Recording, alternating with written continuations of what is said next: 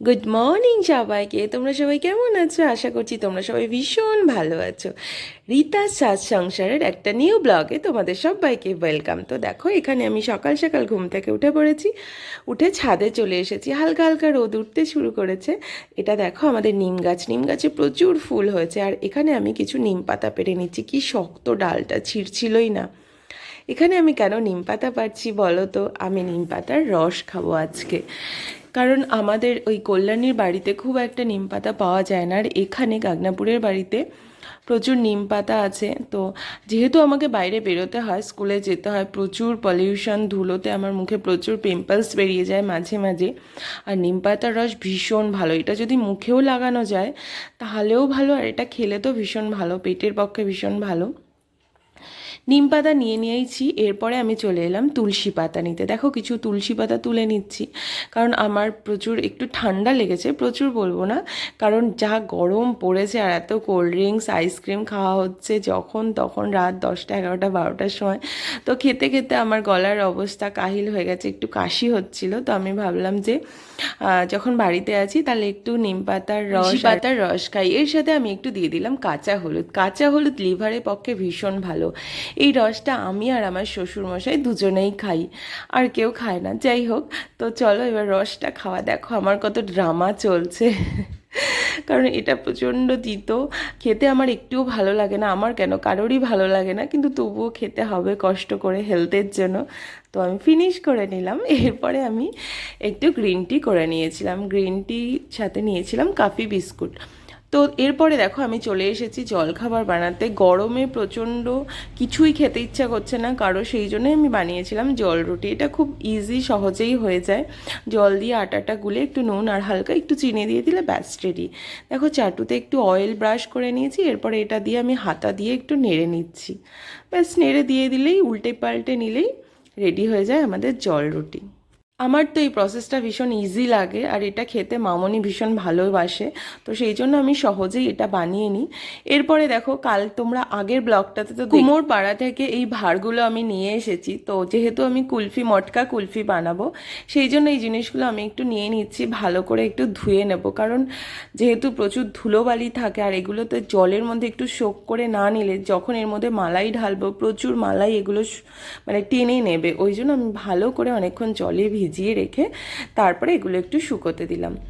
দেখো, আজকে যেহেতু আমার রান্নার কাকিমা আসবে না, যেহেতু ওনার জ্বর হয়েছে, সেই জন্য আজকে আমাকে সব রান্না করতে হবে। প্রচণ্ড গরম পড়েছে, তাই আমি আজকে একটু টক ডাল রান্না করছি। আর এদিকে ঘরে ছিল কিছু ইলিশ মাছ আর পুঁটি মাছ, তো আমি সেগুলো ভেজে নিচ্ছি। এখানে বেগুন, আলু বেগুন দিয়ে মাছটা রান্না হবে। আর এদিকে দেখো, আমি একটা নিরামিষ সজনে ডাঁটার তরকারি করছি, এটা মামনির জন্য, কারণ মামনির যেহেতু সুগার, আর সজনের ডাঁটা সুগারের জন্য ভীষণ ভালো। এদিকে ডালের সাথে একটু আমি কালো জিরে দিয়ে ভেন্ডি ভেজে নিচ্ছি। দেখো, আমার তরকারি সমস্ত কিছু রান্না করা হয়ে গেছে। এরপরে আমি রান্না ঠান্না কমপ্লিট করে আমি চলে যাব স্নান করতে। স্নান টান করে নিয়েছি। আর ছুটির দিন হলেই আমি বাড়িতে শ্যাম্পু করি, কারণ স্কুলের টাইমে একদম টাইম পাই না। তো যেহেতু ছুটি ছিল, তাই আমি চুলে একটু শ্যাম্পু করে নিয়েছি, আর হেয়ার ড্রায়ার দিয়ে চুলটা শুকিয়ে নিচ্ছি। আমার প্রচণ্ড ঠান্ডার ধাঁচ, মানে আমি ঠান্ডা একদম সহ্য করতে পারি না। গরমে যেহেতু ঘেমে যাচ্ছি, আবার আইসক্রিম, কোল্ড ড্রিঙ্কস এসব খাচ্ছি, সেই জন্য ভীষণ ঠান্ডাও লেগে যায়। তাই আমি হেয়ার ড্রায়ার দিয়ে চুলটা শুকিয়ে নিলাম। দেখো, চুলটা আঁচড়ে নিচ্ছি। হয়ে গেছে, আমার চুলটা একদম ড্রাই হয়ে গেছে। এবার আমি একটু পারফিউম লাগিয়ে নিচ্ছি, কারণ পারফিউম লাগাতে আমি একদম ভুলে যাই। আর যা গরম পড়েছে, এত প্যাচ প্যাচে ঘাম হচ্ছে ভীষণ। তো এই পারফিউমটা আমার তো খুব ফেভারিট, দারুণ লাগে। তো ভুলে যাব বলে আমি তাড়াতাড়ি স্নান করার পরেই পারফিউমটা দিয়ে দিলাম। আমি জানি তোমরাও নিশ্চয়ই আমার মতো পারফিউম লাগাতে ভালোবাসো, কারণ গরমে পারফিউম ছাড়া আর কোনো উপায় নেই। এরপরে আমি একটু সিঁদুর পরে নিচ্ছি।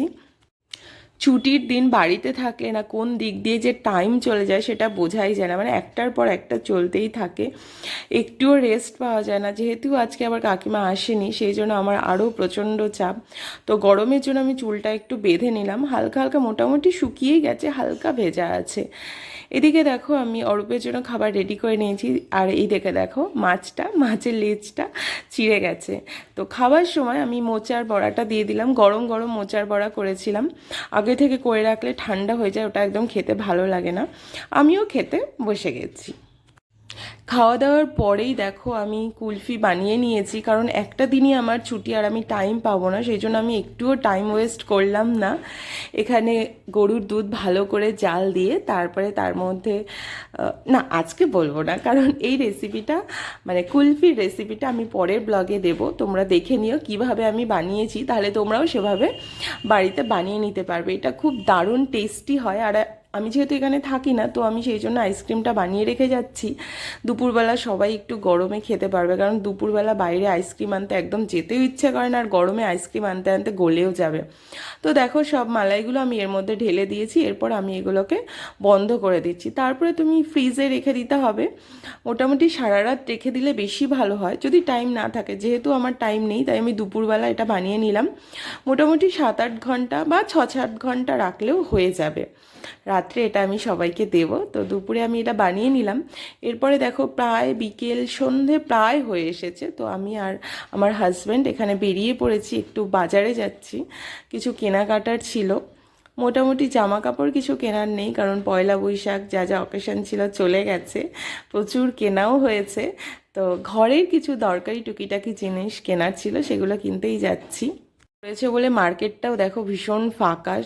আর মনে হয় যে হয়তো রাতের বেলা সবাই বেরোবে, কারণ এখন জাস্ট এই সন্ধে হলো, রাস্তাও প্রচণ্ড গরম, মানে গরম ভাবটা বেরোচ্ছে সবে তো সূর্যের আলোটা কমলো। তো আমরা চলে এসেছিলাম গ্রেট ইস্টার্নে, এখানে কিছু কেনাকাটা করার ছিল। চলো দেখা যাক কি কেনাকাটা। রানাঘাট গ্রেট ইস্টার্নে আমি এই প্রথম এলাম, তো এখানে প্রচুর দারুণ সব সুন্দর সুন্দর জিনিস রয়েছে, সবগুলোই মনে হচ্ছে কিনে নিই, সব তো আর কিনে নেওয়া যাবে না। এদিকে দেখো আমি বসে আছি, হাঁটতে হাঁটতে আমার পা ব্যথা হয়ে গেছে, আর যা গরম। তো আমরা বেরিয়ে পড়েছি। আর দেখো এবার ভিড়টা শুধু দেখো, অবশ্যই এখানে একটু বেশি ভিড় কারণ গেট পড়েছিল। তো আমাদের শপিং কমপ্লিট, আমরা বাড়িতে চলে এসেছি। বাড়িতে এসে আমি ভাত রান্না করলাম, আর এখানে দেখো ঘরে একটু চিকেন ছিল, তো একটু চিকেন। এবার ফাইনালি সেই টাইমটা এলো। দেখো আমি সব আইসক্রিমগুলো স্টোর করে রেখেছিলাম, এবার আইসক্রিমগুলো একে একে আমি বার করব। জানি না কতটা ভালো হয়েছে, কারণ খুব একটা টাইম হয়নি, 6 ঘন্টাই মাত্র হয়েছে। তো আমাদের যেহেতু ভাত খাওয়া কমপ্লিট, তারপরে একটুখানি আইসক্রিম খাওয়া হবে, তো আমি সবার জন্য বার করে নিলাম। আর দেখো কি দারুণ হয়েছে দেখতে, খেতেও অসাধারণ হবে নিশ্চয়ই। এরপরে আমি ওপর দিয়ে একটু কাজু আর পেস্তা বাদাম এগুলো সব গুঁড়ো দিয়ে দিলাম। এবার আমি সবাইকে সার্ভ করব, করে দেখো আমি খেয়ে নিয়েছি, দারুণ হয়েছিল। আজকের ব্লগ